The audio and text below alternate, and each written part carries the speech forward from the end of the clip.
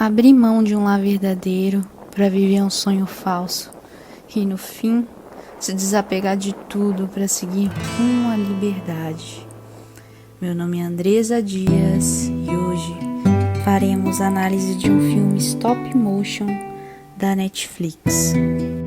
Uma animação nada convencional produzida pela Netflix chamada The House, que conta 3 histórias diferentes situadas na mesma casa.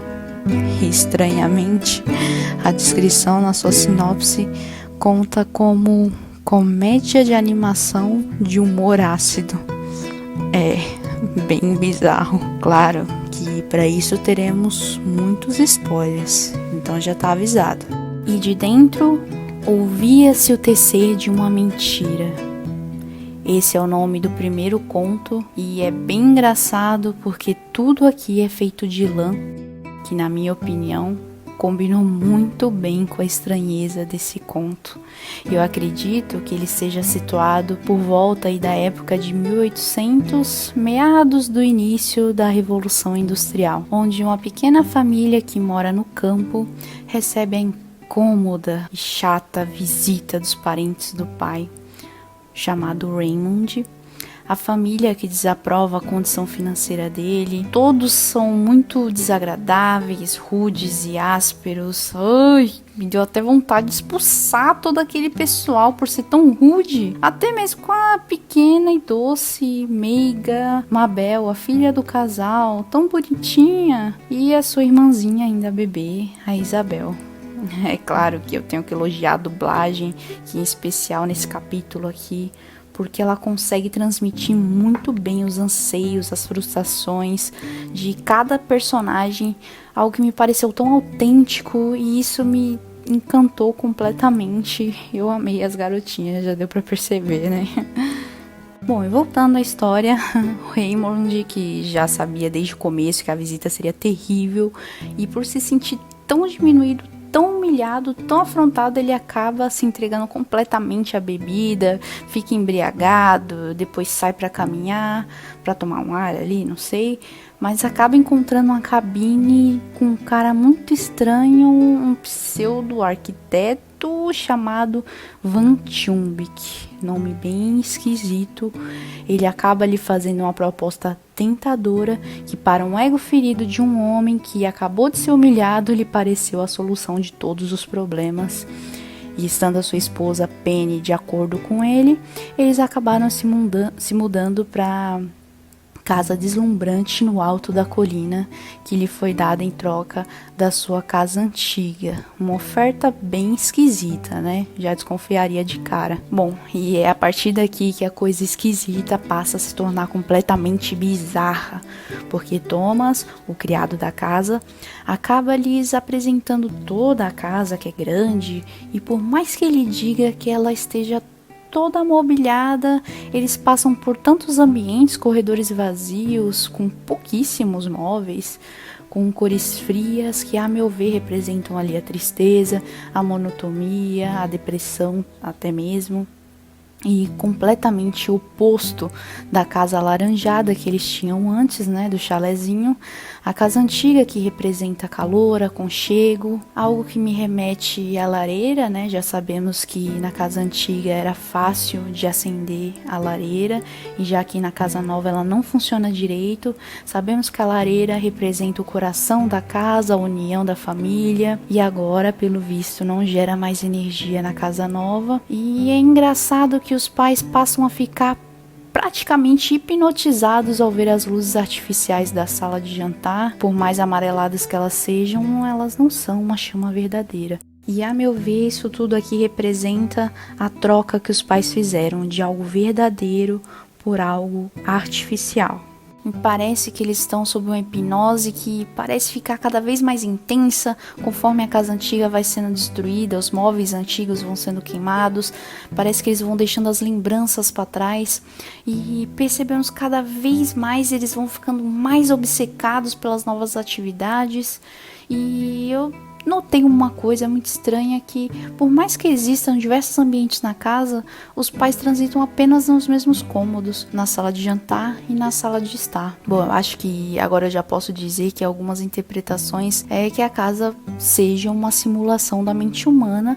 Aqui nos 3 episódios, né, eles fazem um link, mais pra frente eu vou falar dos outros episódios, mas aqui ele demonstra como se a mente dos pais fosse bem perturbada, totalmente vislumbrada pelos bens materiais, totalmente obcecados, coisa que as garotinhas, as 2 meninas, ficam totalmente perdidas no meio desse caos. E quando eu tava assistindo, eu me atentei muito aos detalhes, e uma referência que ficou repetindo na minha cabeça foi a referência clara com outro filme, o filme Iluminado, desde os grandes corredores forrados com carpete vermelho, todo estampado, bem parecido com o do filme Iluminado, como, por exemplo, quando a Mabel acaba abrindo uma das portas e se depara com alguns funcionários paralisados, bem estranhos, com atitudes bem estranhas, a própria mudança de comportamento dos pais pela obsessão na casa. Um outro elemento que me fez pensar muito nisso foi o exterior da casa no fim do episódio, quando as garotas conseguem fugir no meio do jardim, tá nevando bastante, bem parecido com o cenário onde Jack morre. Um outro motivo principal que me fez pensar nisso foi a questão do arquiteto, né? Além de ele atormentar o Thomas, em alguns momentos ele acaba aparecendo, refletindo na casa, o que me fez pensar que talvez ele fosse algum tipo de entidade ou até mesmo a própria casa, assim como Iluminado. A casa e o hotel acabam consumindo os habitantes que ficam ali, e ao fim, os pais acabam se tornando mobília e cortinas da casa, assim como Jack se torna o barman do grande hotel. E a meu ver, as garotinhas só conseguem fugir por não se desprenderem dos valores da família, por sua inocência infantil, e mesmo com todo esse futuro incerto, o sol ao fim na colina nasce, a neve para de cair e a casa para de pegar fogo estranhamente, o que para mim sugere que a casa já estava satisfeita ali por ter consumido os pais, e as garotinhas a partir dali estariam livres para seguir em frente. Perdida está a casa que não pode ser conquistada. Bom, se você assistiu, sabe que a história não acaba aqui. No 2º episódio, conhecemos um rato humanoide que aparentemente gastou tudo o que tinha na compra de uma casa. E adivinha? Na mesma casa que, pela imagem inicial, me arrisco a dizer que ela esteja localizada na Inglaterra por conta da aparência das casas vizinhas. E um detalhe importante é que o rato diz que a casa fica na Alameda Van Schumbik.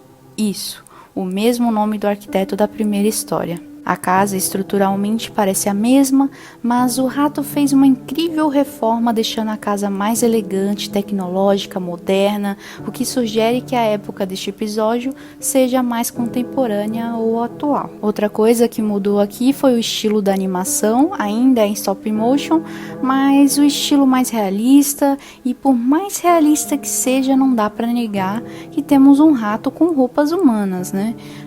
Aqui eu vejo que o diretor tenta nos instigar a questionar a controvérsia. Mas como falei, a casa é um retrato da mente dos personagens e o roteiro aqui é bem simples, mas ao meu ponto de vista é o episódio mais carregado de metáforas, uma verdadeira alegoria a distúrbios mentais, já que o rato fantasia uma relação inexistente com seu dentista, representando o quanto ele sofre de carência e abandono, a vida de aparências que ele insiste em mostrar e evidenciar, mas que está caindo aos pedaços, os detalhes que as pessoas não dão a mínima, representando o como ele tenta se encaixar sem êxito, a preocupação de deixar a casa perfeita, mas ele nem usufrui porque ele vive no porão, a normalidade que ele tenta transparecer, mantendo ativo, mas no fundo ele tá surtando. São tantas coisas. E por fim o principal, né? Os benditos insetos. Insetos de carpete em uma casa que não tem carpete. Tá, eu dei um Google e descobri que insetos de carpete também podem comer roupas, sofás e outros tecidos, mas o diretor poderia ter escolhido PCV, Justras, que são bem mais comuns. Ele acabou escolhendo justo esse, eu achei bem coincidência, talvez esteja ficando maluca, mas talvez tenha algum tapete ou carpete por aí que eu não tenha visto. Mas fica aí um ponto de reflexão, né? E daí em diante, eles começam a aparecer gradativamente e chegam a um ponto incontrolável. Tudo isso em meio a um evento da venda da casa, onde ninguém parece interessado, exceto o que aparenta ser um casal de ratos bem tenebrosos que dizem que vão comprar, mas eles não vão embora nem fecham contrato e vão levando o pobre rato ao nível máximo de estresse que vai acumulando com todos os outros fatores que eu já falei anteriormente, e ele acaba parando no hospital depois de um surto psicótico. E é aqui que a coisa sai completamente do controle. E aqueles dois ratos bizarros que se apropriaram completamente da casa, inclusive com seus parentes, muitos parentes, vão dando uma festa de boas-vindas para o protagonista no retorno do hospital. E por fim o episódio acaba com aqueles seres bizonhos destruindo a casa inteira, devorando tudo, e o pobre rato agindo como um rato em seu estado mais primitivo. Bom, pode ser que os besouros tenham se disfarçado de ratos, ou os ratos aqui são demonstrados como parasitas a ponto de se parecerem com os besouros. Bom, eu não sei. Eu acho que dá pra ter uma série de interpretações com esse final. Afinal de contas, um rato é visto como um parasita pelos humanos, bem como os besouros. Então é bem controverso ver um rato tentando exterminar os besouros, sendo que ele mesmo é uma praga, que ao se vestir de humano, acaba tentando ser o que não é. Ou será que ele representa aquelas pessoas que tentam se passar por pessoas nobres, talvez até ricas, mas que no fundo não passam de animais rastejantes? Ou será que esse final apenas demonstra a degradação da mente do rato, se entregando aos distúrbios que são os besouros, né? Passando a conviver com eles ou não tendo mais condição de lidar com eles, já que o veneno acaba? Bom, por falar no veneno, como eu falei, a infestação começa aos poucos e vai aumentando gradativamente. Foi isso que eu pensei. Mas olhando novamente, atentamente, notei um galão do produto do veneno, o galão verde, no início do episódio depositado no lixo, que sugere que o rato está fazendo a detetização há mais tempo do que é mostrado em tela. E por fim, o terceiro e último episódio. Ouça novamente e busque o sol. Nesse episódio fica um pouco difícil dizer em qual época ele se passa, mas pelo visto que falamos do passado e da atualidade, talvez ele esteja falando do futuro, já que evidentemente aconteceu algum tipo de desastre natural que acabou gerando um alagamento, e em alguns momentos ouvimos falar sobre grandes chuvas, então talvez seja um futuro distópico destruído. E por falar em água, é novamente controverso, já que os personagens dessa história aqui são gatos. Sei que alguns gatos gostam sim de água, mas já é senso comum que sabemos que gatos evitam água o tempo todo. Bom, dito isso, aqui voltamos a ter nomes nos personagens. Temos a Dona Rosa, que é a dona da casa, que a divide com dois amigos que enrolam muito para pagar o aluguel, já que a casa virou, sei lá, um hostel, enfim. Eles pagam com pedras, peixes, coisas que não ajudam a executar o plano de Rosa, que é reformar a bendita casa, já que ela tá toda lascada, piso solto, saindo lama das torneiras, tinta velha, enfim, caindo aos pedaços. Mesmo a casa assim, toda destruída, é nesse episódio que ela aparenta menos assustadora, no meu ponto de vista, é claro, né? Bom, acredito que ela represente o desgaste emocional de Rosa, que mesmo assim insiste em algo que claramente precisa de ajuda. Rosa que é teimosa, persistente, decidida. Falando assim até parece bom, né? Mas nesse caso não.